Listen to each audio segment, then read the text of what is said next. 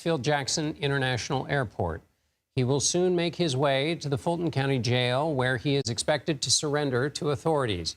He will be processed and likely have his booking photo taken, also known as a mugshot, then be released on a $200,000 bond. He faces 13 counts in the Fulton County indictment, including racketeering and conspiracy charges over efforts to overturn the 2020 election in Georgia. 11 of his co-defendants have already turned themselves in. The 7 others have until noon tomorrow to do so. At this moment, I want to bring in CBS News congressional correspondent, Scott MacFarlane in Washington. Scott, this is the 4th of these arraignments. What makes this one different than the previous ones President Trump has been through? This is so distinctive, and it has been from the start, John, because the rules and the protocols are so different in local court. First of all, in the first 3 appearances from Donald Trump, cameras were prohibited from the courtroom. In this case, cameras will be permitted. The booking process is different, too. When we were there, when Trump was booked in Washington, D.C., by U.S. Marshals, in Miami by U.S. Marshals, there was no booking photo taken. The marshal told me we don't need a booking photo of a former president. We know how to find images of him. And in the federal system, even when a booking photo is taken, Justice Department rules preclude it from being released. We are expecting to see a booking photo of a U.S. president for the first time, which is really the tip of an iceberg of unprecedented developments this week. We've seen a White House Chief of Staff, Mark Meadows, appear for a booking photo, and we've seen that released. So many famous names and faces from this investigation and from American history. Rudy Giuliani, processed, booked.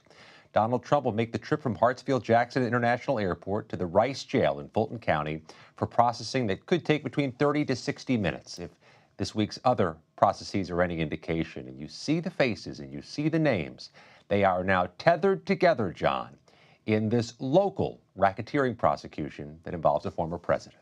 Yes, tethered together is a great point, and yet also one of the curiosities going forward is whether they will all be tethered together legally. The decision in Kenneth Chesebro's case, anyway, to have a speedy trial, and Trump's lawyer has now said he wants to de-link from Chesebro. So already they may be tethered, but they may be trying to break those tetherings. Scott, I wanted to pick up on your point about television and the images. And here we, speaking of images, have a live shot of former President Trump's plane as it lands or it heads for a landing anyway, in Atlanta's airport. But Scott, back to this question of television in the courtroom.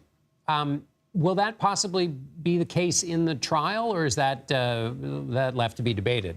Certainly can be challenged by the defendants, or could be encouraged by the defendants. I mean, we're watching this plane land with Trump's logo and brand plastered all over it on national television. Wouldn't he want a chance for a trial to be televised? In Fulton County, the protocol, the rules are you can have cameras in the courtroom. In the federal system, you can never have cameras in the courtroom. It's always been the distinctive feature of this Fulton County prosecution and why it stood out from the rest. As he touches down, a reminder, this is, by the way, John, the world's busiest airport, Hartsfield-Jackson, but all the security protocols that go into place take the crowds away. Likely some security precautions at the airport, but you better believe there will be near and outside the jail, just like there was inside each of the courthouses in which the former president has appeared. I've been in each one, John. They close off the courthouse to other businesses. They close off city blocks. They shut down hallways. There is a distinctive, unique path the former president gets to walk. But once he faces the bail bondsman, once he faces the judge, he becomes very similar to other criminal defendants. You've covered a lot of trials. What do you think you already touched on this, and obviously the former president and his relationship with reality television. If it's televised, that would be the sort of extraordinary reality television. But how, in the trials you've covered, how does having them televised change the nature of those trials? The people who advocate for cameras in the courtroom would say not at all, that it just gives America what they should be given, access to public proceedings. When COVID struck and they kept people out of courthouses in America, they often pumped out the audio on phone lines so that they were still open and accessible to the public the way the courts intend. The federal court has no muscle memory in this, and they don't seem to have a desire to form any. But in Fulton County, it's a question of how many cameras, how many angles. Do you see the defendant's face? Do you see the back of the defendant's head? There's so many variables there. And I can just tell you from having been in court, it's quite something to watch Donald Trump's face. I've seen him at 3 arraignments, head on. He's hunched over, shows little expression on his face, makes no use of the paper and pencil in front of him, and he speaks infrequently. If a camera's on him, it might change the experiment in the lab. Scott McFarland in Washington. Thank you, Scott. CBS News Homeland Security and Justice reporter Nicole Skanga joins us now from outside the jail. Nicole, what can you tell us about the law enforcement presence at the moment? John, good to be with you. Scott McFarland referenced the security footprint, and you can see evidence of it right behind me. These unmarked vehicles belonging to the SWAT team at the Fulton County's Sheriff's Office, and they're receiving help from other law enforcement agencies like the Atlanta Police Department, the nearby Gwinnett County Sheriff's Office, and of course, U.S. Secret Service personnel that have been on the ground for weeks, casing the place around Fulton County Jail. There are 2 entrances around here. It's equal parts media and demonstrators, dozens of the former president's supporters out here, and of course law enforcement making sure that everyone is behind caution tape and bicycle racks behind me, that this is an orderly and peaceful crowd, which is what we have seen for the most part today. There are, of course, street closures. Rice Street here closed down. Also a no-fly zone and a no-drone zone in place ahead of the former president's arrival. I know he's just landed here in Atlanta, Georgia, and we've seen some high-profile guests also escorted by law enforcement here. Congresswoman Marjorie Taylor Greene coming out to show her support to the former president moments ago. We've also seen law enforcement, because this is an operational jail, escorting inmates who have their release date today out and off into the highway. Again, this is a functioning prison, but a very unique experience and operation for this prison right now, John. Nicole, yes, as you say, the former president's Boeing 757 is at Hartsfield-Jackson on the tarmac there, making its way. What can you walk us through what's going to happen, as far as we know, once the former president is booked, or what he has ahead of him, and then what happens after he's booked? Yeah, former President Donald Trump, he will come in motorcade as he usually travels, and he will enter through one of the entrances here at Fulton County Jail. There's another entrance that has a sally port or a secured garage that he could also make his entrance into. Once he is inside that jail, there's not going to be a lot of activity around him. As Scott mentioned, there is a distinctive path, a planned path the president will take through the jailhouse in order to be processed. So the hallways will be cleared of any extraneous personnel or any other inmates. And once he's inside, he will be processed like any other defendant. That means fingerprints will be taken, his irises will be scanned. That's a kind of biometric identification standard for law enforcement.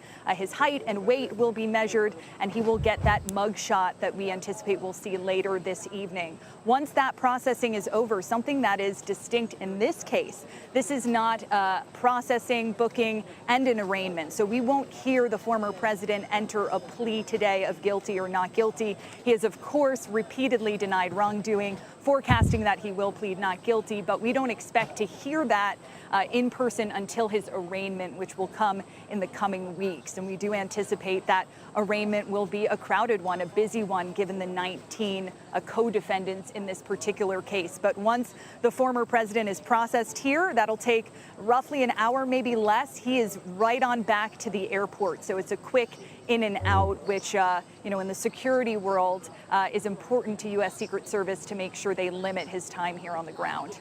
And finally, Nicole, you've spoken to some of the demonstrators who came to Atlanta for this moment. What did they have to say? Yeah, it's shocked me, John, covering a lot of different Trump rallies back in 2020, speaking to supporters here, dozens that have shown up from Tennessee, Florida, Indiana, all of whom have said it would be great to see the former president, but what they really want to make sure is that there's a presence at all of the entrances to the jailhouse here so that he can see them. He wants the folks here want to make sure that the former president feels their presence, feels their support for him. I spoke to Mike Boatman earlier today. This is his 60th rally or event in support of Donald Trump. He's one of the front row Joes. A lot of folks here have made the trip not only to previous Trump rallies, but had made the trip down to the Miami indictment and arraignment in support of the former president. So just dozens of protesters here, not a giant outpouring as we've come to be used to at some of his rallies, but certainly a lot of ardent supporters, some of whom camped overnight for this moment. Nicole Skanga, outside of 901 Rice Street. Thank you, in Atlanta, Georgia. Thanks. CBS News reporter Graham Cates joins us now from outside the courthouse in Atlanta. Graham, the former president shook up his legal team on Thursday. What was that about? What do we know about his new representation? Hi, John. Yeah, up until this point, his legal team in Atlanta has been led by Drew Feinling, who is a well-known lawyer here. But today he was replaced by Steven Sadow. He's a very well-regarded, a well-established attorney here in Atlanta who has a long history with RICO cases. It's the latest sign that this is something they're taking very seriously. And already by the end of the day, Sadow had made his first filing in the case, and that was the one that Scott McFarland mentioned, where they had sought to sever the attorney, Kenneth Chesebro, from the rest of the defendants because Kenneth Chesebro had sought a speedy trial, which in Georgia means that it would start within 2 months. I believe that the date has been set for October 23rd in the Chesebro case, so which is fascinating because, of course, so far the Trump legal strategy and those attached to his fortunes in the other cases have been to delay, and I assume that's the prevailing view of how they'll approach this indictment as well.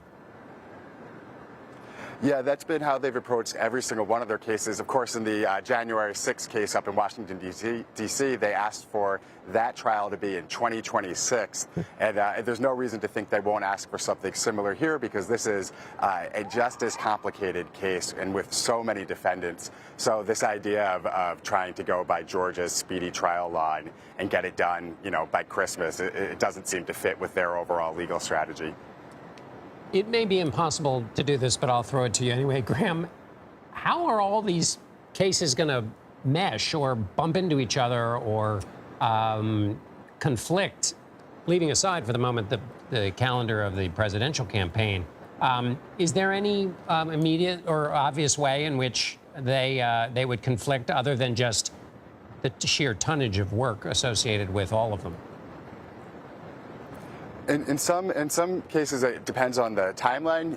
If this case doesn't get to trial until a couple of years from now, we don't really have to worry about it bumping up against the closer trials.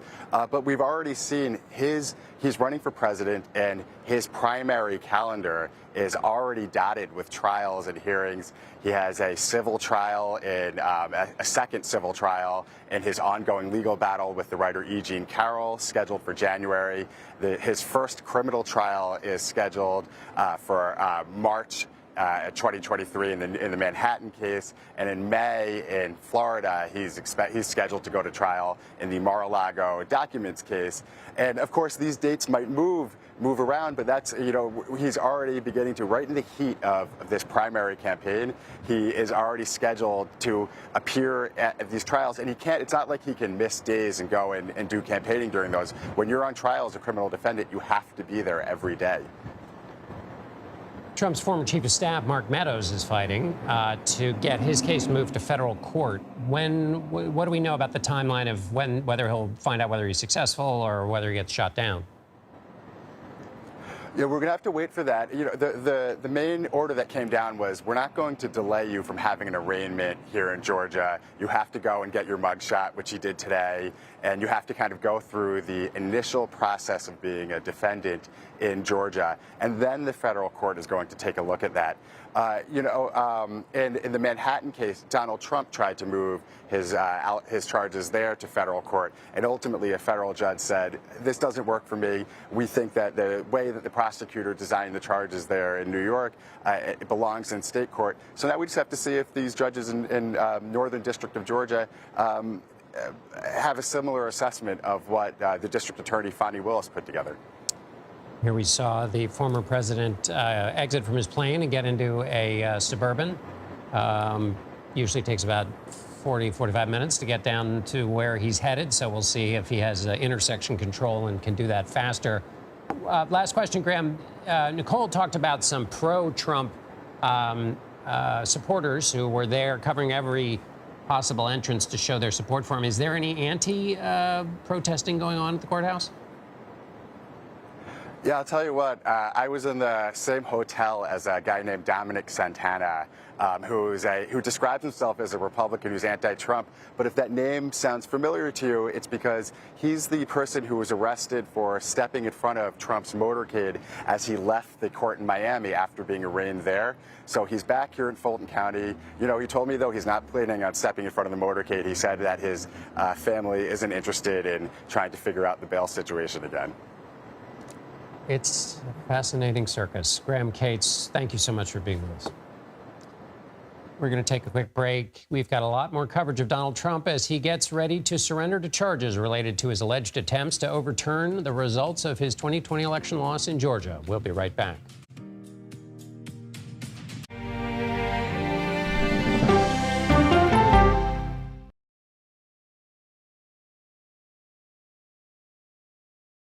It's important to our nation. I wonder how you think about where America is at this moment. It's on Face the Nation. Can there be stability if Vladimir Putin remains in power? Face the Nation with Margaret Brennan on CBS. America Decides, taking you inside American democracy. The most important stories on a day-to-day, hour-to-hour basis. You're going to hear a lot of reporting. It is clearly a pivotal moment. Gun control, the economy, education. Both sides of the political aisle fight it out for power. Bringing you the analysis that you need. Thoughtfully, with context. Be part of the conversation. On CBS News Streaming. Welcome to America Decides. An original documentary from CBS reports. I always tell people that Twitter would not be Twitter without Black Twitter. It's just us being in fellowship with each other. And it becomes a conversation you don't want to be left out of. People really started to recognize the power of activism on Twitter. Based on that one tweet, the hashtag #OscarSoWhite was trending around the world. If anything has really powered Black Twitter, it's been humor. If your food ain't right, oh, we're going to tell you about that, too. We tend to create change, create culture and cool. That's how movements happen on Black Twitter and go beyond more than that. Black Twitter, the Twitterverse that changed a generation. Now streaming on the free CBS News app. When weather turns extreme. The threat of severe weather and dangerous tornadoes is expected to last. CBS News and the Weather Channel bring you virtual weather technology. So advanced, so real. Let's bring in our partners at the Weather Channel. Now 6 feet of water, imagine that. Cars that can act like battering rams. These hyper-realistic simulations show you what the weather will look and feel like before it happens. Feel the forecast. Streaming on CBS News. An original documentary from CBS reports. The carnage in our nation's schools has become painfully repetitive. Now one more child! School shootings have parents fighting mad. I promised my daughter I was going to fight. It's going to keep on happening. And teachers taking lessons in how to fight back. This is an exercise. We approach it as it's you or them. It shouldn't have to be your teacher's job to protect your life. But will the battle over gun control, People are afraid that they're going to lose their gun rights altogether. be the hardest lesson of all? The exercise, you're having to shoot at an adult. Are you prepared to have to kill one of your students? Guns in the Classroom, now streaming on the free CBS News app. She's the most successful alpine skier, male or female, ever, and a worldwide inspiration. We need a lot of women doing sports really, really well. The story of Michaela Schifrin's game-changing reign at the top of the slopes when we go person to person. We have been following the legal dynamics in this Georgia election interference case. And for more, let's bring in CBS News legal contributor and Loyola Law School professor Jessica Levinson. Jessica, it's good to be with you again. All right, let's step back a moment. Remind us again about the RICO statute and some of the particularities about it, because we're all going to be hearing a lot of claims and counterclaims about RICO, and some of them may or may not be actually true. And we're all going to basically be in a law school classroom hearing about RICO. And soon we will all be experts on RICO. And you just had a great discussion about how televising this trial will be different. And I think part of how that's different is that we are going to learn that Georgia has a very broad, meaning very generous for prosecutors, RICO law. RICO, people may know as a racketeering law, typically used for organized crime, sometimes for street crime, sometimes for members of the mob. And essentially what the prosecution says when they bring a RICO charge is that there is a criminal enterprise, that there's a group of people and they agreed to engage in criminal conduct. That is the basis of any RICO claim. Georgia's is broad because it allows the prosecutors to bring in evidence and actions and defendants from other states. And we also know that this particular district attorney, Fani Willis, is somebody who is fond of using the RICO statute in somewhat unique circumstances. For instance, she brought cases against educators and administrators. That's not a typical use of the RICO statute. So what we're talking about here is basically kind of a conspiracy plus. Again, a group of people who say we're going to engage in illegal conduct. And the people who can be kind of ensnared in RICO do not have to be the original people who agree to that conduct. And it can be an attempt to help facilitate that illegal conduct. And situate us, if it's at all possible, situate RICO and the use of RICO on the continuum. We often hear a lot about prosecutors being either tough, tough on crime prosecutors, or these activist, liberal, more loosey-goosey prosecutors. I'm using some of the language of politics, but this matters. Put it on the continuum. Is the use of RICO something that was a part of a kind of a more liberal approach to law enforcement, or something that came out of an effort to crack down on crime? So I think on the continuum that you talked about, from the progressive prosecutor who maybe is trying to say to people, go into a drug diversion program, don't go to jail, to the very hardline prosecutor, this is a more aggressive step. And Fani Willis, I don't think that she has stepped out of her role, but deciding to bring RICO charges for a situation like this does put them into a new paradigm. And now, look, everything about this case is unique in the sense that we've never seen charges against a former president for essentially trying to undermine the election. And we've never situated those charges as if he is basically a member of a street crime where people gather and say, you know what we're going to do? Instead of we're going to rob these people, it's we're going to rob people of the right to an honest counting of their vote. And in a RICO case, the thing that I do as a participant in the conspiracy does not itself need to be illegal, right? So if I book a room in which to meet and talk about the conspiracy, booking a room is not illegal. But if I've done it for the purpose of the conspiracy, that's what puts me in trouble. Is that the way it works? That's exactly right. So that's why I use that word facilitate, because what we're looking at here is not just the people who are actually engaging in the illegal acts, but we're looking at people who are helping to facilitate. Sometimes we talk about aiding and abetting those acts. Now, you do have to take a specific and concrete step, and we'll learn more about this. It can't just be that you think, wow, it might be helpful if I book a hotel room, or it might be helpful if I give somebody a ride, for instance. But once you take specific and concrete steps to help that criminal enterprise, then you too can be liable under a RICO statute. Jessica, some of the defendants are trying to get the case moved to the federal system. Why would they want to do that, and how does that work? So they're trying to remove this to the federal system, I think, basically for two reasons. Well, maybe three reasons. One, I think delay. Two, they believe that they might get a better jury. If you look at the jury pool in Fulton County, if we're just looking at politics, that looks like not the greatest jury for the former president, kind of the opposite of the Florida case.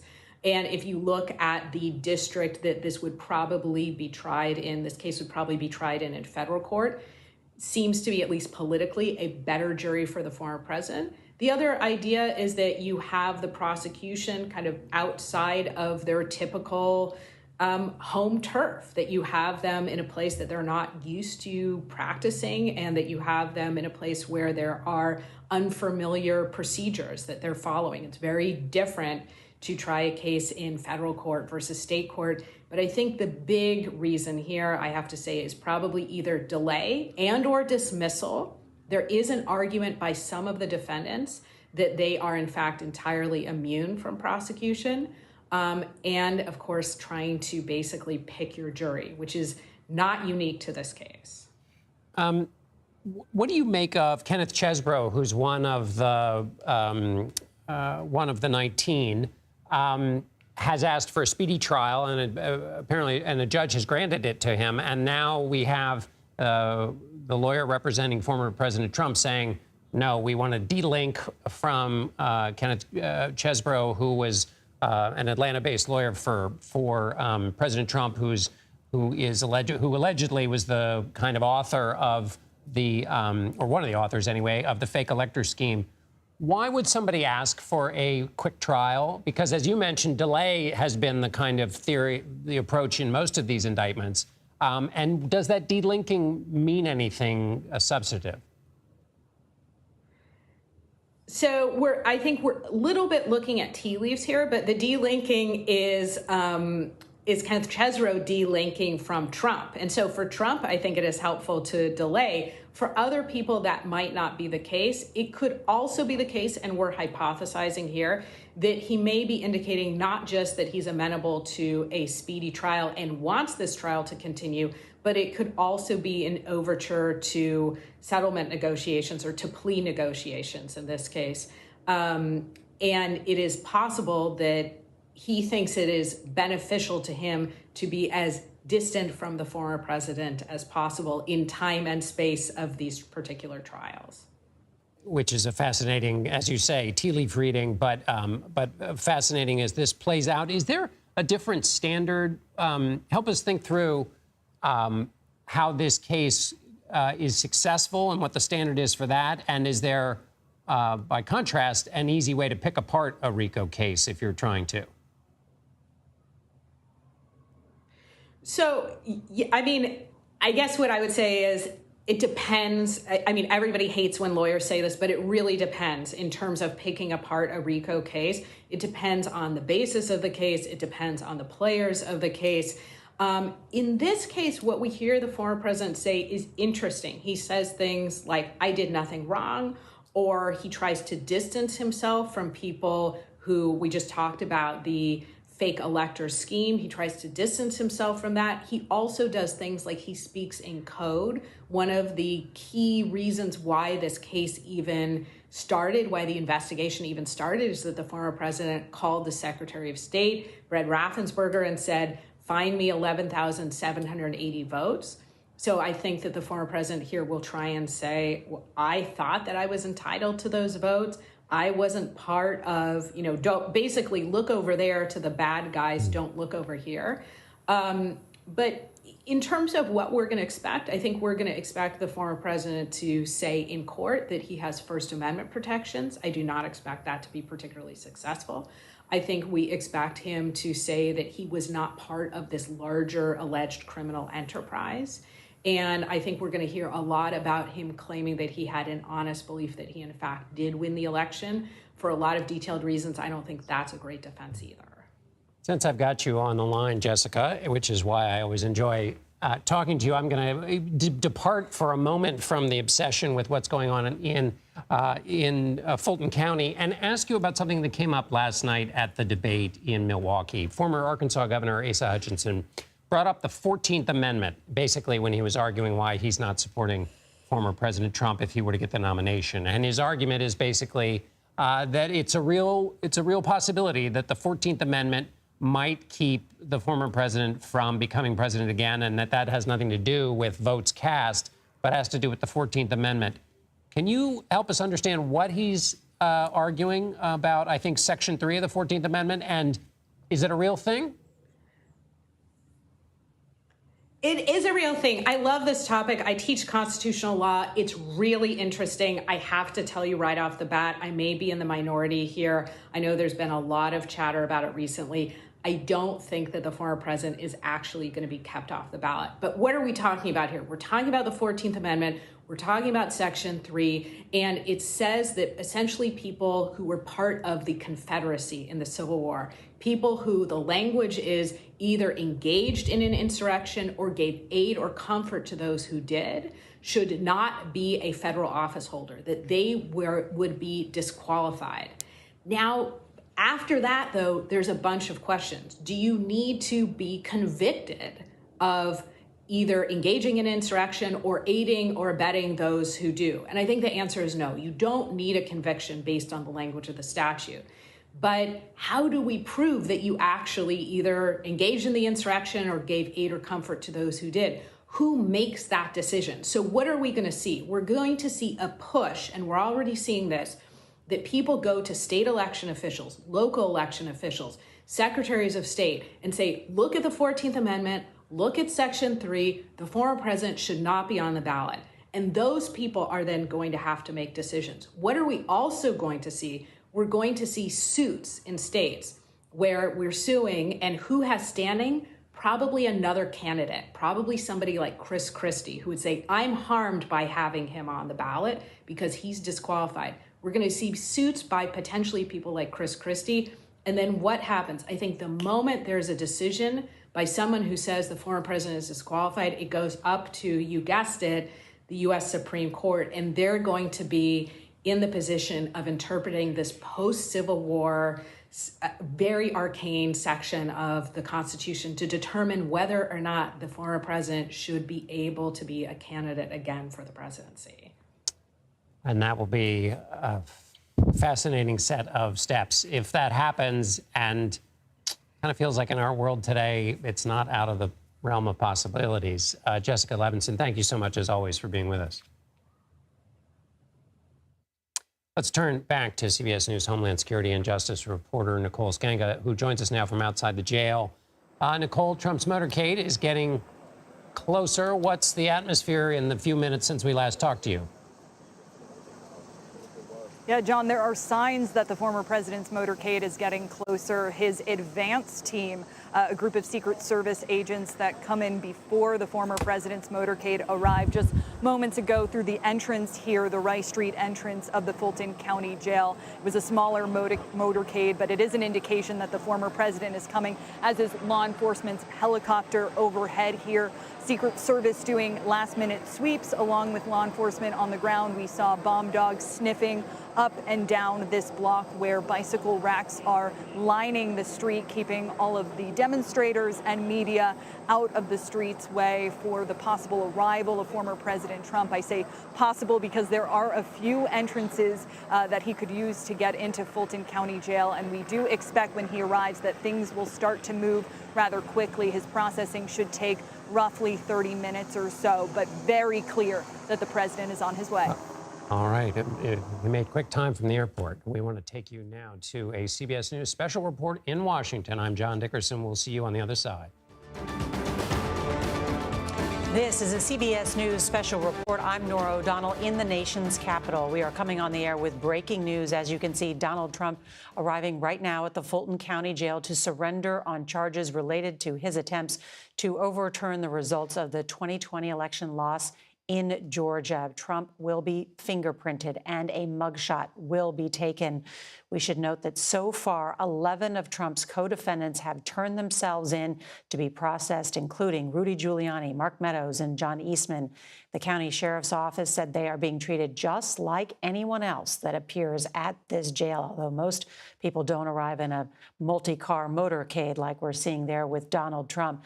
The former president was indicted 10 days ago on 13 felony counts, including conspiracy and racketeering, a charge that is often used to target members of the mob. Now, earlier this week, Trump's lawyers agreed to a $200,000 bond that prevents him from speaking with or making any direct or indirect threats to any co-defendants or witnesses in the case. We should note this is Trump's fourth criminal indictment in less than 5 months. Those are pictures from inside the motorcade there as he arrives at the jail. And CBS News correspondent Nicole Killian is outside the Fulton County Jail in Atlanta. So, Nicole, what happens once he's inside? Yeah, well, first, Nora, I just want to let you know that this entrance right behind me is where the former president entered just moments ago, and we expect this process of him being booked to take less than an hour. As you mentioned, he will have to go through the same process as any other criminal defendant, be fingerprinted, get his height and weight taken, and his mugshot, which is something that we haven't seen before in other cases. Now, in addition to the security presence that you're probably seeing around me, on the other side of the jail, you have a number of protesters and demonstrators who have gathered to express their support for the former president, including Georgia Congresswoman Marjorie Taylor Greene, who told reporters a short time ago she's in touch with the president, and she's very angry about what's happening right now. And that really is the sentiment that we heard from a lot of the demonstrators, some of them telling me that they feel this entire experience is demeaning for the former president, that they believe that he didn't do anything wrong, but at the same time, they feel that his surrender today could embolden him politically. But as you mentioned, this really is a surreal moment, I would say, in U.S. political history. I have covered this president on the campaign trail, at the White House, and now turning himself in tonight at the Fulton County Jail. Nicole Killian, thank you. And as Nicole points out, former President Donald Trump already holds the ignominious distinction of being the first former president ever to face criminal charges. Tonight, even though this is the fourth indictment, we will have a mugshot for the first time. I want to bring in Robert Costa. And Robert, I understand you have some new reporting. We learned just before this appearance, Donald Trump shaking up his legal team. Good to be with you, Nora. This is a bracing moment for American democracy to see a former president arrive at jail in Georgia in a battleground state, all while being the Republican frontrunner. Just a day after a debate he skipped. I just got back from Milwaukee, Wisconsin, and Trump is not only shaking up his campaign in terms of skipping the debate and trying to hold on to his position, but he's been shaking up his legal team. Drew Finling, who was his longtime lawyer in Georgia, worked on this agreement about how he was going to handle bond. He's now out. Trump has brought in a new lawyer, Stephen Sadow, a veteran criminal lawyer, to deal with the legal issues in Georgia. And this is complicated. This is RICO-style prosecution, as you said in your introduction. And that means it's a sprawling case. And we have the whole cast of characters from that post-election period in 2020. It's almost by the hour. A new mugshot seems to emerge, and later tonight, perhaps one of former President Trump. I want to bring in our CBS News legal analyst, Ricky Kleeman, on this very matter, because I know, Ricky, you know the former president's new lawyer very well. Tell us about Stephen Sadow. What's his expertise? What do you think his legal strategy will be? I've known Stephen Sadow for decades. I have tried cases with him, cases that were complex conspiracy cases that lasted many months. So he is someone who we would say is a man who understands and knows the law. He's the person that you turn to when you want to know about the legal definition of something. He's a person you turn to when you want to know the rules of evidence or the rules of procedure. He has an extraordinary memory. In court, he can cite a case to a judge off the top of his head for precisely the principle that it represents. He also has an interesting aura, Nora. He is quiet. When he comes in, he'll take his position, and when he speaks, believe me, you turn and listen. In terms of strategy, he is also aggressive. He is someone who knows how to file motions. He knows how to argue them. So I think that we will find, just as we might have found with Drew Finley, a very aggressive motion practice, particularly dealing with motions to dismiss this RICO indictment, as well as the other charges. Ricky, I have to ask you, because Donald Trump has been turned down by a number of high-profile attorneys. Why do you think Stephen would want to be involved in this case? I think Steve Sadow is a true believer. I think he believes that every person accused is entitled to the best defense. I don't think that this is political for him in any way. In fact, I don't even know Steve's politics, but I would not guess that they are in favor of Donald Trump. But he is not someone who goes out and exposes his own personal views. He likes being a trial lawyer. He wanted to be a trial lawyer from the time he was a young man, even a boy, and he likes the idea of combat. And this is a perfect case to be able to go into the courtroom and show that his strategy, his tactics can rule.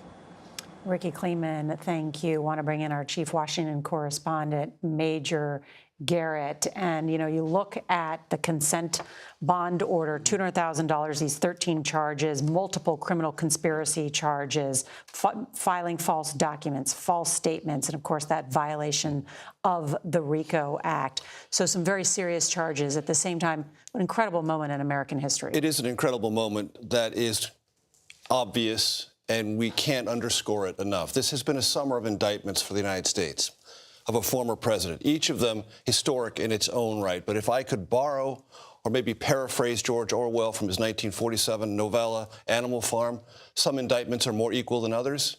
I think this one is more significant for the future of this constitutional republic. Why? Because what are the issues involved? And who is the aggrieved party? The aggrieved party is the state of Georgia. Under the Constitution, ratified in 1789, Article 1 and Article 2 specify states are in control of time, manner, and place of elections. And electors that elect presidents are defined in Article 2 of the Constitution. Everything about that process is a state interest. Georgia is the state that is bringing this case. Yes, through a county attorney, but it's the laws of Georgia and how it administers its election that is the violated party here.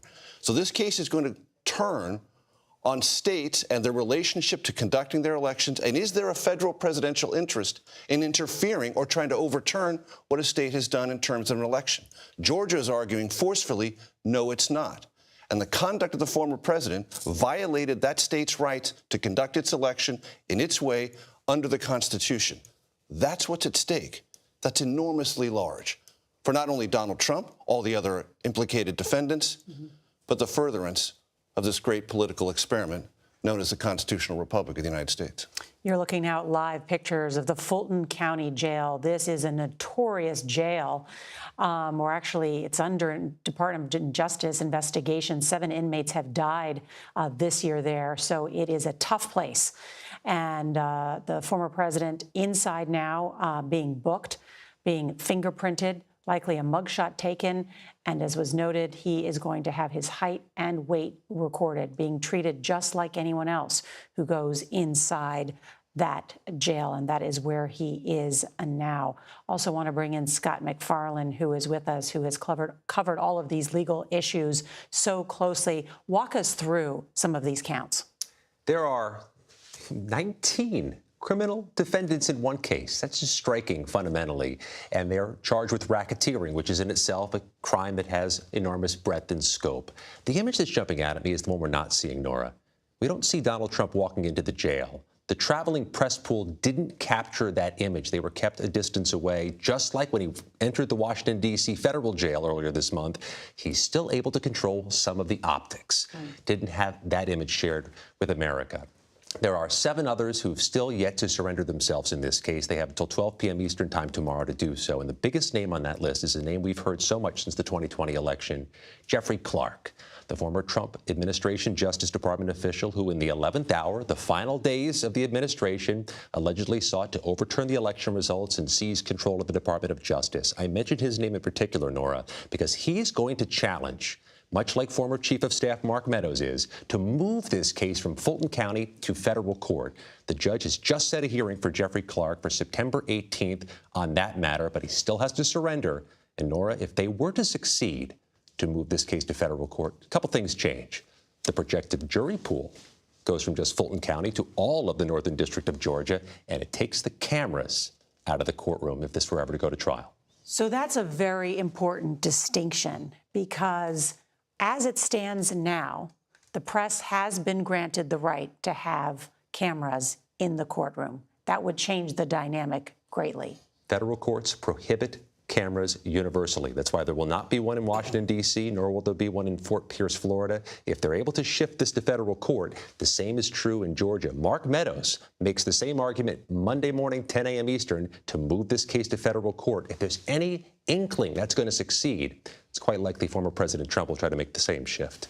It's an important question, and I'll defer to Ricky because she's the legal expert here, but I've read the district attorney's response to this, saying nothing that has been alleged is part of the ordinary carrying out of duties of a chief of staff or a president. They're outside of those bounds. Therefore, they are state crimes, and therefore the jurisdiction should hold. But again, I defer to Ricky. But the response from the district attorney is very forceful on the points of law and conduct. The former chief of staff, Mark Meadows, surrendering earlier. We have his mugshot from earlier today. Striking to see the former White House chief of staff in a mugshot. And of course, just yesterday, Rudy Giuliani, which of course, that mugshot of him, America's mayor, who led New York City with distinction after 9/11, and then has been embroiled in these legal matters since representing and giving advice to Donald Trump, a fall from grace that has cost him greatly, not only personally, but financially as well. Who, before becoming mayor, earned a reputation as an aggressive prosecutor, prosecuting, among other things, RICO cases in the Southern District of New York, where in some cases, lawyers were also prosecuted by Rudy Giuliani.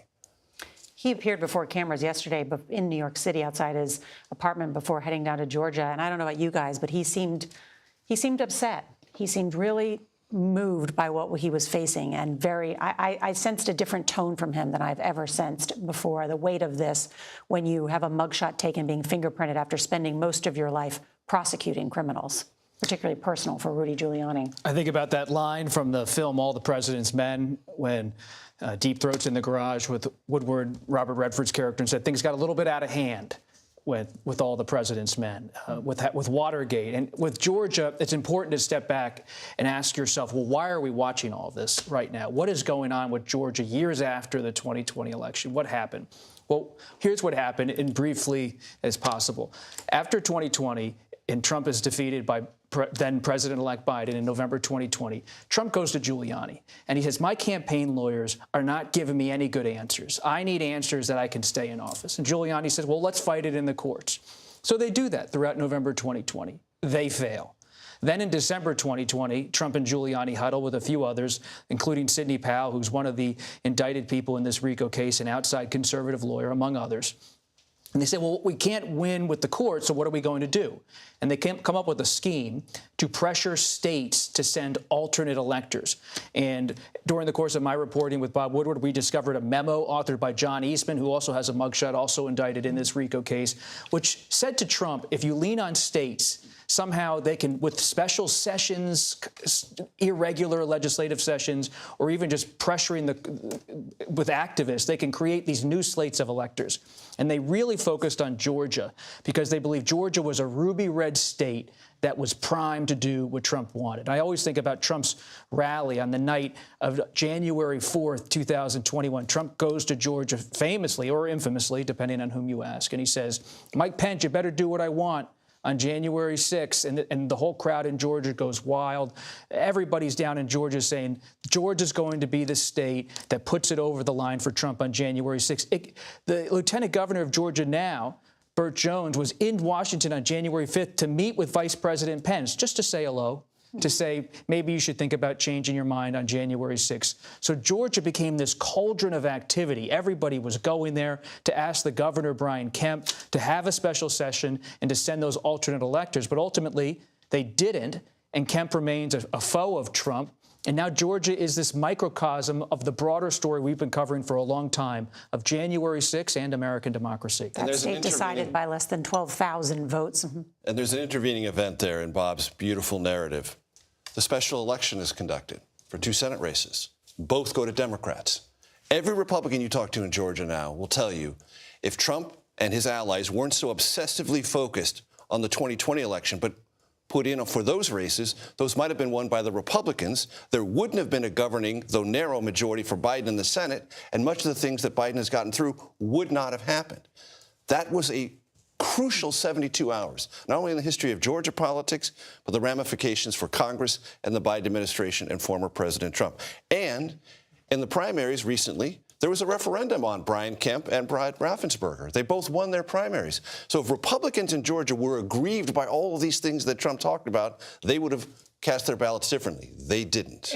We are just learning that Donald Trump has been booked, according to Fulton County jail records, a number attached to that. And of course, what's looming is whether there'll be a mugshot of the former president, that it will be seen around the world, Robert. And you said Rudy Giuliani's tone has changed, but this is a grim story for those beyond those in power. Ruby Freeman and others, they have said they were maligned by Giuliani and Trump during that period. Well, our coverage will continue on CBS News Streaming, your local news. And for some of you, we'll have a full wrap-up tonight on the CBS Evening News. This has been a CBS News special report. I'm Norah O'Donnell in Washington.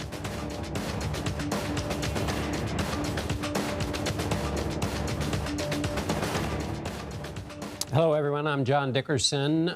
Former President Donald Trump is in Atlanta, inside the Fulton County jail. He is being processed by officials after surrendering on 13 criminal counts against him. He landed in Atlanta less than an hour ago, made his way to the jail from his Trump airplane there, the 757, with the motorcade that we are so used to seeing. The former president and 18 co-defendants are indicted for their role in efforts to overturn the 2020 election in Georgia. And we are expected to see a booking photo from the former president. We have been told that he has, in fact, been booked. And that booking photo, also known as a mugshot, will be forthcoming, as it has been with the other members of the indicted group that have already had their booking photo taken. CBS News congressional correspondent Nicole Killian joins us from outside the Fulton County Jail in Atlanta. Nicole, set the scene for us there as twilight breaks. Well, at this point, we're just waiting for the former president to exit the jail. We know that he has been processed and booked according to jail records, but this entrance right here, right behind me, is where we saw his motorcade go in, flanked by motorcycles and SUVs and, what you normally see when a president is going to an official event. So a bit surreal to see a motorcade like that enter a local jail. But the former president now has to face these 13 counts that he was charged with in Fani Willis's indictment. This was an indictment that was handed up by a grand jury earlier this month for his alleged efforts to conspire to overturn the 2020 election here in Georgia. So that is why he is being processed here today. No one is being let off the hook. Pretty much all of his co-defendants, many of them have surrendered or either reached bond agreements. They only have until tomorrow at noon to turn themselves in. Otherwise, the district attorney has threatened to issue a warrant for their arrest. It's a great point, Nicole. The protections and comforts of being a former president now encased in the pretty rough quarters of the Fulton County Jail, where he is going through all of this. In terms of what's happening outside, in Miami, we saw a lot of pro-Trump protesters. There was a bit of a circus atmosphere. What's it like there now? And was there any response as the former president arrived? Well, we are in a secure perimeter in part, excuse me, because the former president was brought in this way. So this street behind me has been closed to vehicle traffic, and pedestrian traffic has been very limited. So most of those demonstrators and protesters that you're referring to are at a different side of the jail. And I would say at any given point in time, maybe we saw a few dozen throughout the day just before the former president turned himself in. Georgia Congresswoman Marjorie Taylor Greene showed up, and she told reporters that she's been in constant contact with the former president. She blasted this investigation by District Attorney Fani Willis as a witch hunt and said she's very angry about what's happening, and that really has been the sentiment that we have heard from a number of the former president's supporters who truly believe that he did not do anything wrong. Some of them telling me they still think the election was stolen, even though many of the former president's claims, if not all of them, have been debunked on numerous levels, not just here in the state of Georgia, but also on a federal level and in other states. So that being said, many of them still feel that this surrender today will embolden the former president politically, and that is why they're backing him and still see him as their candidate for 2024. Nicole Killian outside the Fulton County Jail in Atlanta. Thank you so much, Nicole. As we mentioned, there are a slew of unique legal aspects to Donald Trump's Georgia election interference case. And so we are lucky to have CBS News legal analyst Ricky Kleeman, who joins me now. Ricky, I want to step back for a minute and get your assessment of the strength of the case, the RICO case against the former president, before we wrestle with some of these more immediate details. I think there can be no doubt that this case is strong. It consists of 98 pages. You have a story that is told by 161 overt acts. And what those are paragraphs describing each action that each defendant took according to the prosecution. You also have specific crimes after that, which various defendants are charged with. There is no doubt that the case is mammoth. It's one of those cases, John, that if it does in fact go to trial with any number of defendants, let's call it 10 defendants, and 9 of them plead, or let's call it 19 defendants, that this is a trial that will take months, could even take a year. RICO cases are complex by their very nature, John, because the acts of one become attributable to the acts of all. Right. So I want to ask you now about former President Trump's, his new attorney, Stephen Sadow, who is representing him in Georgia.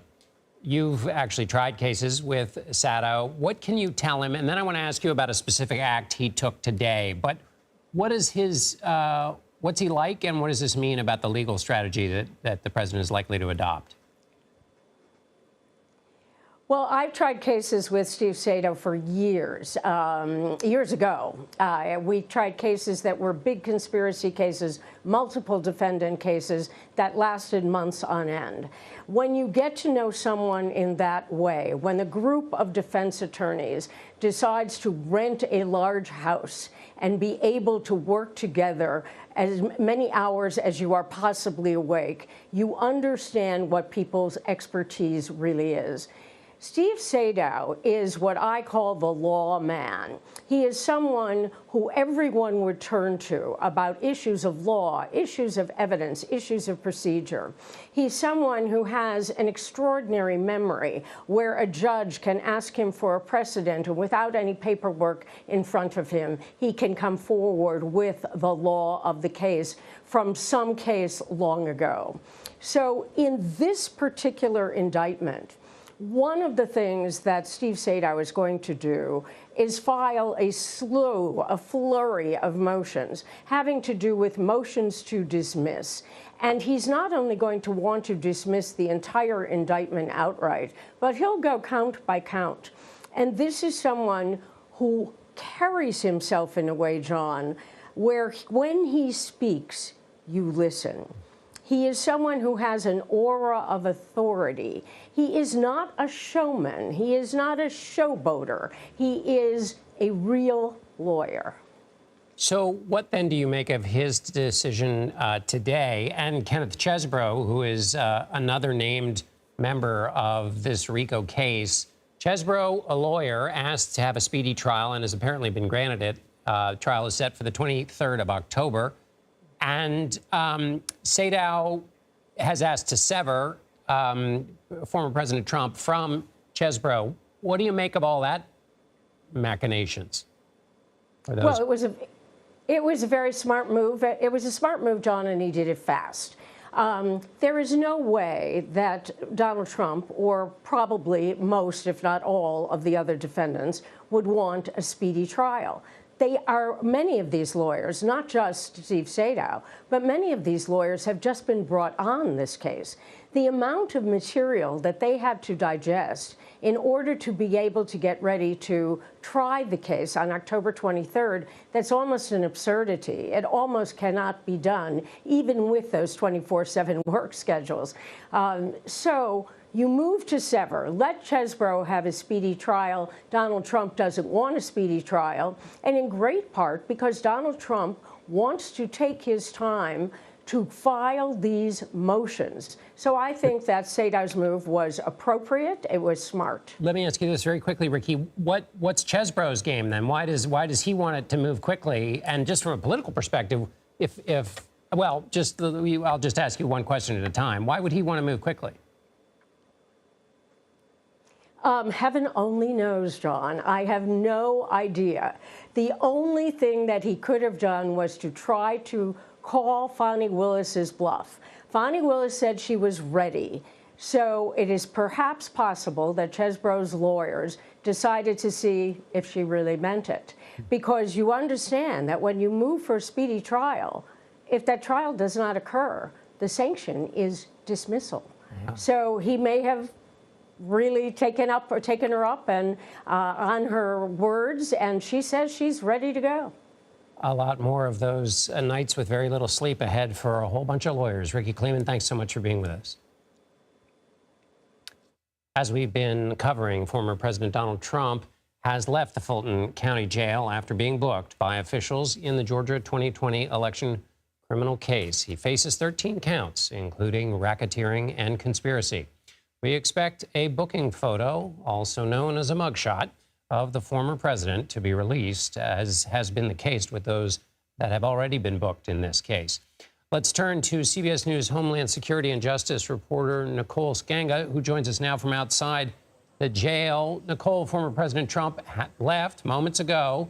That seemed fast. It was a quick processing, John, less than 30 minutes in and out, law enforcement expediting that process. Part of the reason why that process was expedited is he, of course, had the bond agreement worked out ahead of schedule. And so getting the president in, fingerprinting him, getting his height, his weight, all of that, and of course the mugshot, and then getting him out. He is now en route to Hartsfield-Jackson Airport here in Atlanta, where he will head back home. And you mentioned earlier, the privileges and the comforts of the presidency in rougher quarters inside the Fulton County Jail, and they are rougher quarters. In fact, that jail now under investigation by the Department of Justice. That investigation opened up last month into the conditions at the jailhouse after reports of prisoner malnutrition, structural flaws with the building itself, and even bug infestations. 5 have died in custody in that jailhouse this year alone, John. But the president moving very quickly and would have seen very little of that. The hallways would have been cleared for his processing there, and he would have moved in and out of the Sallyport, that secured garage, and been back on his way. He will return, of course, to Atlanta in just a couple of weeks for his anticipated arraignment, where he will then appear before the judge and, as we've been talking about, enter a plea which will be televised. Nicole, you reported earlier that there are some supporters of the former president there who were aligning themselves strategically so that no matter what entrance he used, that he would see some people on his side there rooting for him. Did that take place? Did they snap into action? Was it even time for that, since he was in and out so fast? Well, John, I can tell you here on the Rice Street side of Fulton County Jail, this is not where the president entered, but as word spread that the former president was being booked, the sort of carnival atmosphere that we had witnessed throughout the day with chanting and different signs being donned here by supporters, sombered a bit as the stark reality of the former president going through the criminal justice process really sunk in. It quieted here. It had been a bit more rambunctious of an atmosphere. And as the supporters learned of former President Donald Trump's presence here, it started to sort of die down, some of that energy that we had seen earlier in the day. That being said, there were supporters at both entrances just positioning themselves to get a glimpse of the former president. And as you mentioned, as many supporters told me, we're hoping that he would get a glimpse of them so that he understood their support and their support of him moving forward in 2024. Nicole Skanga, thank you. Back now to CBS News reporter Graham Cates, who is outside the courthouse in Atlanta. Graham, the former president shook up his legal team. And what do you know? What have you heard? Ricky Kleeman told us about Steve Sadow. What else are we hearing about this new approach and this new representation? Sure. Well, Ricky knows from personal experience what turns out is a really tremendous reputation here in Atlanta for Stephen Sadow. He's known and very well respected in the city for handling a lot of really big cases, a lot of racketeering cases, and a lot of kind of complex litigation.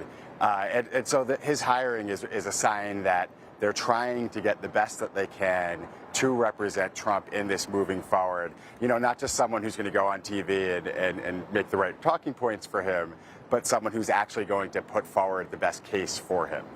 Graham, is there any evidence so it looks like Kenneth Chesebro has delinked from the president's case. Is there any evidence any of the other people who have been named in this indictment will be doing something similar? Or, according, as I understand it, the judge has decided that Kenneth Chesebro's case can go forward, and then everybody else is still connected. Is the expectation that that will be the way it goes, or that some others might break off as well? Oh, you know, at this point, I don't think you could say how it's going to play out with the other 18. It's obviously within the realm of possibility, and I don't believe that they would have to make that decision, you know, anytime in the next couple of weeks. This is going to be a very long process to get from here to, if we're going to have more than a dozen people, let's say, at trial together. It is not going to be some process that plays out in the next couple of months and the next even like half year, right? We're talking about a long process to get from here to there. And so maybe they all end up linked. But we've already seen, in terms of how their legal fees are being paid for, there had been, prior to here, Trump and some of his other allies who've faced legal issues in the last year or so have had their fees paid for by a PAC called Save America that he founded, and that's ostensibly in support of his campaign. But we've already seen at least one of the defendants kind of, at least publicly, shy away from Save America. Jenna Ellis has a GoFundMe for her legal costs. And that doesn't mean she's breaking away from the PAC, but at the very least, she's pulling away from the purse strings that Trump could have over the other defendants. Fascinating second round of things to watch in this. Graham Cates, thanks so much.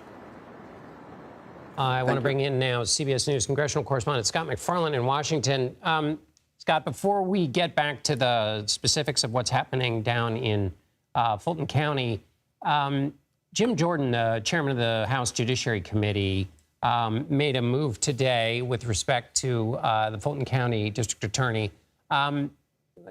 How similar was that to what he did with the Manhattan DA, and what's going on there? It's remarkably similar, John. Let me remind everybody, Jim Jordan, the chairman of the House Judiciary Committee, is one of Donald Trump's most ardent supporters in the U.S. Congress. And just as he did with the Manhattan District Attorney a few months ago, he has now, through his committee, recommended the records, the documentation from this prosecutor, the Fulton County District Attorney's investigation of Donald Trump. In his request, he argues that this is a politicized investigation that is made to dethrone Donald Trump ahead of 2024. And he also wants from Willis any correspondences she's had with the special counsel in the federal case, Jack Smith. Fani Willis has resoundingly, robustly denied those accusations, but this is now a predictable response from Republicans. They've done this since the start of the year. Each time Donald Trump has some interface with the criminal justice system, in each of these 4 cases, they accuse the prosecution of being overzealous, politicized, and weaponized. That's happening again. And is the gambit that by trying to connect or alleging without perhaps any evidence of a connection between the Fulton County DA and the special counsel, that if they've been in conversation in some fashion, that is a way to say that somehow this is connected to the Biden administration? Is that the political gambit there? Almost as if it's its own political version of a conspiracy, that there's parties working together for a larger effort. I mean, a politicized conspiracy is how you could connect those dots. As I watch these images, though, John, as you watch that motorcade go from Hartsfield-Jackson International Airport and then back to Hartsfield-Jackson International Airport, it's quite clear tonight Donald Trump has yet again controlled the optics of things. When he appeared in Washington, D.C. federal court in the first week of this month, there were no images of him walking into that courthouse. There was only images of a motorcade, things that looked, for lack of a better phrase, presidential. These images have a symmetry. You see a motorcade. You see police on motorcycle. You saw, touching down an hour ago, that Trump aircraft with the brand boldly plastered on the side. Yes, there'll be a booking photo in this case, but notwithstanding that booking photo, yet again, Donald Trump has controlled optics of his case, and he did so this time, John, in prime time. Although, of course, he's not the only one in charge of where the cameras are pointed. But that's a topic for another day. We've got more in this case on Friday, which is not everybody in the cast that have been indicted has shown up. Is the expectation basically we'll have mugshots of the whole gang by the end of tomorrow? There are 7 more, John, who are due to report by 12 p.m. Eastern time tomorrow. The most prominent of the names is Jeffrey Clark. He has been a predominant figure in these investigations ever since the 2020 election. He's accused of an 11th hour effort to overturn election results and, to a degree, seize power in the U.S. Justice Department, a formative figure in the January 6th Select Committee's investigation charged in this racketeering case. There are 6 others, and it shows the breadth and scope of this case when you look at the biographies of the 6 others. 2 of them are prominent figures in Chicago. One was a publicist for the disgraced R&B singer R. Kelly. She's accused, along with a pastor from Chicago, of exerting pressure on an election worker in Fulton County to claim that there was a bogus result or bogus results in Fulton County. There are a couple others who've been tethered to Coffee County, Georgia, where, according to prosecutors, administrators in the election gave access to the voting equipment to those who may have been doing Donald Trump's bidding. There are other lawyers. There's an accused fake elector. This is such a broad case. 19 defendants. It's so different than the case here in Washington, John, which was built for speed. One named defendant, Donald Trump, which is why there's this expectation that case involving the former president could be on a trajectory to get to a jury the quickest. So that's such a great point, is the complexity of this case is exactly what the special counsel was trying to avoid, because the concern in the special counsel's case, going back to this notion of politicization, is that if there happens to be a new president, and that new president is Donald Trump, and his case is still going on, that the new attorney general will stop it or somehow basically interrupt it from happening. Jack Smith has been unambiguous about this, John. He has said publicly he wants a speedy trial. And not only does he want a speedy trial, he's argued in court filings that not only is the defendant entitled to a speedy trial, but the country is entitled to a speedy trial. And in Washington, D.C., there's a uniqueness to the case. The district judge here who's overseeing this case and will have a hearing Monday morning to determine the trial date has told Trump's lawyers if Trump was to continue with this hyperbolic, vitriolic rhetoric on his social media platform, she's inclined to move the trial earlier in the calendar to prevent the tainting of the jury pool. That's a bit of leverage she can exert. She may start to exert that Monday morning. That case, by so many legal scholars' accounts, is the one that could go first. And it is federal, which means that a future president could have some power to pull it back, dial it down, or simply get rid of the attorney general or special counsel who authorizes it. So on that Monday decision, Scott, is that for when the trial itself starts, possibly? I mean, the big act, or is it a preliminary date along the way to that?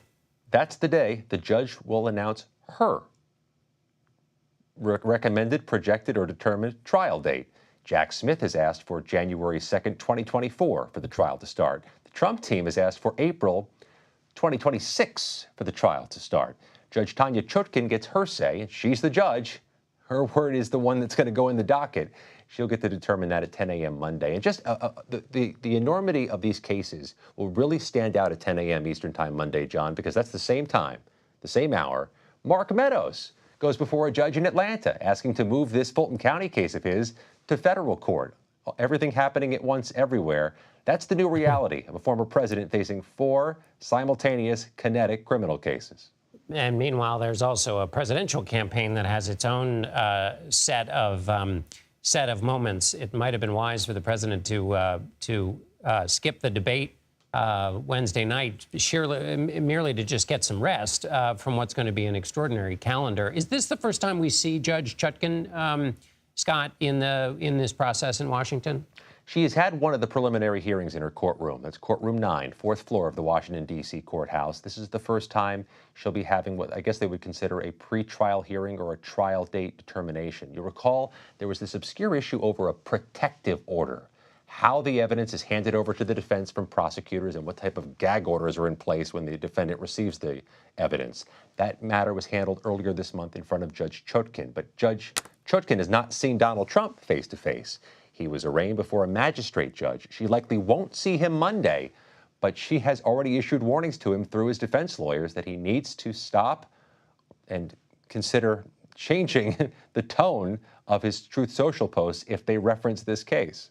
And in his Truth Social posts, is it stop talking about the case at all, or stop attacking the special prosecutor, or stop talking about other possible witnesses? Is there any specificity to her what she's likely to say? I ask because, of course, the former president is claiming he has a First Amendment defense here. There's been a lot of legal shooting holes in that theory, but nevertheless, he claims he's got a First Amendment defense against this case against him. And so you could imagine if she says you can't say this or that or the other thing, that he would wrap that into a kind of a larger narrative about being muzzled. It was both Judge Chutkan. Sorry, Scott, I've asked you a long question, and the former president is now apparently speaking. I really believe this is a very sad day for America. This should never happen. If you challenge an election, you should be able to challenge an election. I thought the election was a rigged election, a stolen election, and I should have every right to do that. As you know, you have many people that you've been watching over the years do the same thing, whether it's Hillary Clinton or Stacey Abrams or many others. When you have that great freedom to challenge, you have to be able to, otherwise you're going to have very dishonest elections. What has taken place here is a travesty of justice. We did nothing wrong. I did nothing wrong. And everybody knows it. I've never had such support.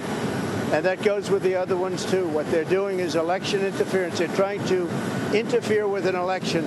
There's never been anything like it in our country before. This is their way of campaigning. And this is one instance, but you have 3 other instances. It's election interference. So I want to thank you for being here. We did nothing wrong at all. And we have every right, every single right, to challenge an election that we think is dishonest, that we think it's very dishonest. So thank you all very much, and I'll see you very soon. Thank you very much. Did you pardon yourself? So, Scott, we just heard from the former president saying he had every right to challenge the election. It's a great freedom of this country to challenge. It's not too dissimilar from what we were talking about before the former president spoke, which is that he's basically making a kind of First Amendment case. Of course, the distinction is that from the special counsel and the DA in Fulton County is that, yes, you can challenge an election, but you can't go outside of the boundaries of the law in which to do so when the legal efforts to challenge the election have been exhausted. Back to that First Amendment question, though, in terms of what the judge is saying and any reaction you have to the president's remarks, but what is she saying he can't say? It's both the district judge and the magistrate judge who arraigned Donald Trump have said he cannot say things to threaten, intimidate, or influence witnesses or parties to the case. And I'll explain what that means in a moment. But I got to tell you, watching him walk up those stairs and give that press statement with the roar of the engine behind him, it's just so symmetrical to those gaggles he did with the press at the White House, with Marine One's propellers roaring or the engine roaring of the plane behind him. The optics here are just jumping out at me as something that if he can control, he seems to be controlling to his advantage primetime TV across America. Now, what does it mean for him in terms of what he can post and not post? You know, he has been specifically critical of the special prosecutor, the special counsel, Jack Smith, demonstratively so. He has criticized the judge herself, Judge Tanya Chutkan, saying she needs to recuse, that she is biased against him. He's criticized the District of Columbia, saying it's all boarded up and dirty. Judge Chutkan, by my reporting, is one of the champions of the District of Columbia, a big supporter of the city, its residents, and its civil servants. We're going to find out Monday what all that means when Judge Chutkan gets the attorneys in front of her, gets to talk about Trump's statements and talks about a trial date. Again, she has emphasized that she's willing, if not eager, to move the trial date earlier on the calendar if those types of statements are made. There have been statements he's made along those lines since she issued that order. So you do have the prospect here that Jack Smith gets the date he wants from her, January 2nd, 2024, potentially a date that ends in 2023. We find that out Monday, 10 a.m. Eastern Time. Scott MacFarlane, thank you as always.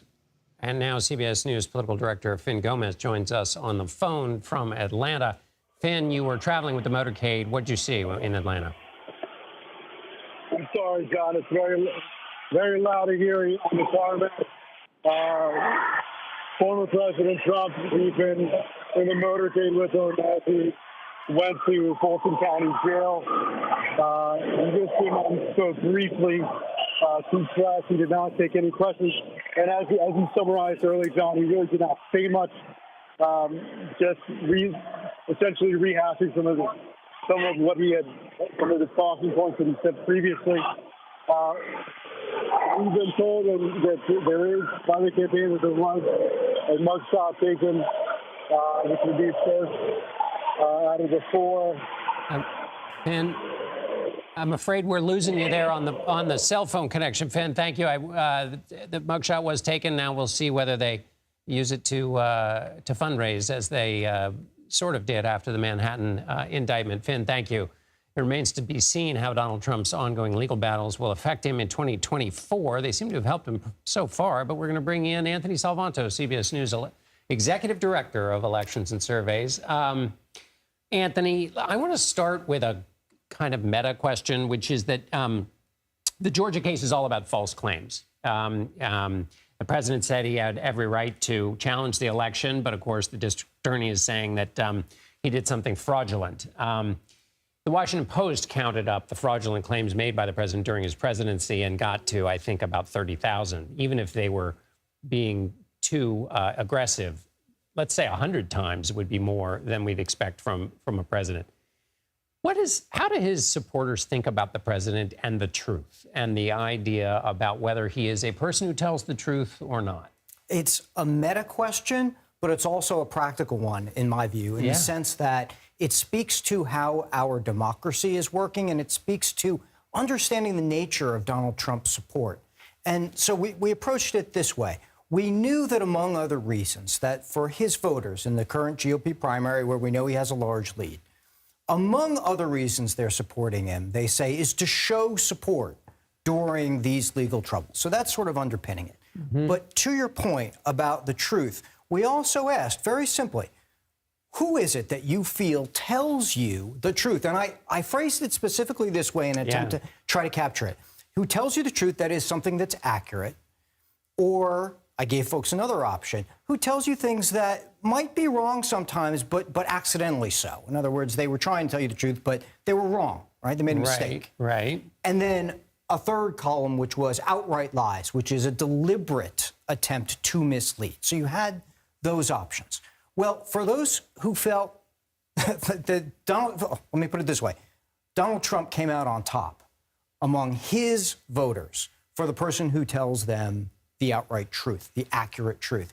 And it ranked ahead of their friends and family. Now, there could be some reasons for that, right? Sure. You could think your friends and family are misguided. Many people, I'm sure, might. Even ahead of conservative media figures. And I put that on there deliberately because, we know that especially his voters are getting their news from certain sources.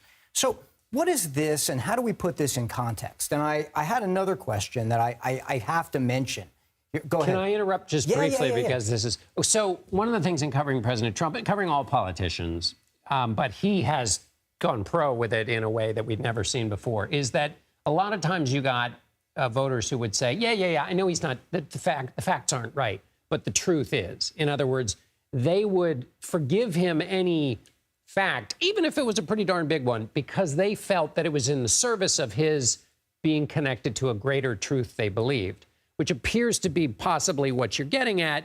And that is powerful politically, but it also means you can make anything up you want. I think that's so important because this idea of larger truth, while it may seem, sort of highfalutin as we talk about politics in particular, but it matters. And I think it matters in this particular measurement. I asked questions about the U.S. political system. What do you think of it? Describe it. And, well, not a surprise. Americans, by and large, they describe it as dysfunctional. Right. Okay, that's another conversation. But Donald Trump's voters and likely primary voters in the Republican Party are much more likely to describe it all as corrupt. So to your point in your question, you're talking about somebody they think is giving them this larger truth, and it's juxtaposed against what they see as this not just dysfunctional, but corrupt political system. He becomes the honest broker in that. He becomes the truth teller for that larger idea, especially when they see that system prosecuting him, persecuting him even. Right. And the truth as defined within that corrupt system as they see it is the opposite of it. In other words, because it comes out of the corrupt system, it must not be true. So anyway, we could go on for hours, Anthony, but this is fascinating. One last thought, if you have one. Yeah. Well, no, I was saying it's one of these things is he then wins. When you see polling says he's winning among those voters who want someone who's honest and trustworthy. Yes. The other half of the country that thinks he did something illegal might step back and say, how can they think that? That I think we have to appreciate or at least understand. Sure. That's their thought process. Anthony Salvanto, it's a pleasure as always. Thank you. Thank you. For more, let's bring in CBS News legal contributor and Loyola Law School professor Jessica Levinson. Jessica, earlier Trump said on the tarmac, and this is a version of a variety of defenses he's given, he said, quote, "We have every right to challenge an election that we think is dishonest." So how does that read to you? And what's the response to that from the legal system? So the response to that from the legal system is you absolutely have the right to file suits. And he filed and his surrogates filed about 62 post-election suits. I think they lost 61 and a half, basically, of those suits. And certainly, if you think there truly is some sort of fraud, if you think there is some sort of problem with an election, you can go to the courts. And he did, and he lost. What you can't do is concoct a scheme where you try and get people who are not actually electors, who can't actually vote in the Electoral College, to go vote in the Electoral College. What you can't do is say to the vice president, who has no constitutional authority to stop the counting of the Electoral College votes, to try and pressure him into doing so. What you also can't do is file frivolous suits. And John, that's why part of what we're seeing, in addition to this case, is cases against the attorneys who filed these suits. That is serious, that is rare, but what we're seeing is people like John Eastman, people like Sidney Powell, people like Jenna Ellis, they are facing complaints from state bars based on filing those suits. So in the abstract, can you challenge an election? Of course. But let's look at what actually happened here and what prosecutors have accused the former president of doing. Jessica, what's the line between being frivolous and just being a bad lawyer? Let's say I'm just really not very good at my job and I file a lawsuit. Can I be penalized for that? Or is there a little wrinkle that needs to be in there? I know there's some allegations that they knowingly put some things on these filings that they knew not to be true. But what's the line there? Yes, and I think you were exactly right to separate those two things. There's a difference between filing a suit, which you can file, and then making false statements in court. False statements like, we know that there is fraud, or proof of fraud is absolutely coming. But you asked me, what's this line between I'm just a bad lawyer, I'm going to file a lot of suits and see if something sticks to the wall, basically like pasta.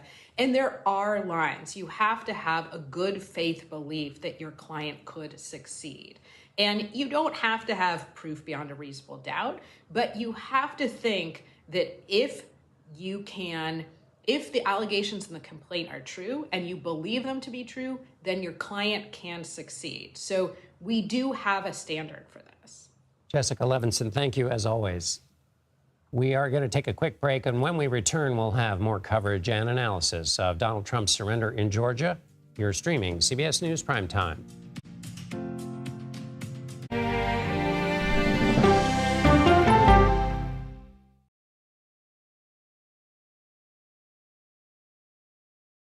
If it's important to our nation, I wonder how you think about where America is at this moment. it's on Face the Nation. Can there be stability if Vladimir Putin remains in power? Face the Nation with Margaret Brennan on CBS. America Decides, taking you inside American democracy. The most important stories on a day-to-day, hour-to-hour basis. You're going to hear a lot of reporting. It is clearly a pivotal moment. Gun control, the economy, education. Both sides of the political aisle fight it out for power. Bringing you the analysis that you need. Thoughtfully, with context. Be part of the conversation. On CBS News Streaming. Welcome to America Decides. An original documentary from CBS reports. I always tell people that Twitter would not be Twitter without Black Twitter. It's just us being in fellowship with each other. And it becomes a conversation you don't want to be left out of. People really started to recognize the power of activism on Twitter. Based on that one tweet, the hashtag Oscar So White was trending around the world. If anything has really powered Black Twitter, it's been humor. If your food ain't right, we're going to tell you about that, too. We tend to create change, create culture and cool. That's how movements happen on Black Twitter and go beyond more than that. Black Twitter, the Twitterverse that changed a generation. Now streaming on the free CBS News app. When weather turns extreme, The threat of severe weather and dangerous tornadoes is expected to last. CBS News and the Weather Channel bringing virtual weather technology so advanced, so real. Let's bring in our partners at the Weather Channel. Now 6 feet of water, imagine that. Cars that can act like battery lamps. These hyper-realistic simulations show you what the weather will look and feel like before it happens. Feel the forecast, streaming on CBS News. An original documentary from CBS reports. The carnage in our nation's schools has become painfully repetitive. Now one more child! School shootings have parents fighting mad. I promised my daughter I was going to fight. It was going to keep on happening. And teachers taking lessons in how to fight back. This is an exercise. We approach it as it's you or them. It shouldn't have to be your teacher's job to protect your life. But will the battle over gun control, People are afraid that they're going to lose their gun rights altogether. be the hardest lesson of all? The exercise, you're having to shoot at an adult. Are you prepared to have to kill one of your students? Guns in the Classroom, now streaming on the free CBS News app. She's the most successful alpine skier, male or female, ever, and a worldwide inspiration. We need a lot of women doing sports really, really well. The story of Michaela Schifrin's game-changing reign at the top of the slopes when we go person to person. CBS News congressional correspondent Nicole Killian joins us from outside the Fulton County Jail in Atlanta. Nicole, set the scene for us there as twilight breaks. Well, at this point, we're just waiting for the former president to exit the jail. We know that he has been processed and booked according to jail records, but this entrance right here, right behind me, is where we saw his motorcade go in, flanked by motorcycles and SUVs and, what you normally see when a president is going to an official event. So a bit surreal to see a motorcade like that enter a local jail. But the former president now has to face these 13 counts that he was charged with in Fani Willis's indictment. This was an indictment that was handed up by a grand jury earlier this month for his alleged efforts to conspire to overturn the 2020 election here in Georgia. So that is why he is being processed here today. No one is being let off the hook. Pretty much all of his co-defendants, many of them have surrendered or either reached bond agreements. They only have until tomorrow at noon to turn themselves in. Otherwise, the district attorney has threatened to issue a warrant for their arrest. It's a great point, Nicole. The protections and comforts of being a former president now encased in the pretty rough quarters of the Fulton County Jail, where he is going through all of this. In terms of what's happening outside, in Miami, we saw a lot of pro-Trump protesters. There was a bit of a circus atmosphere. What's it like there now? And was there any response as the former president arrived?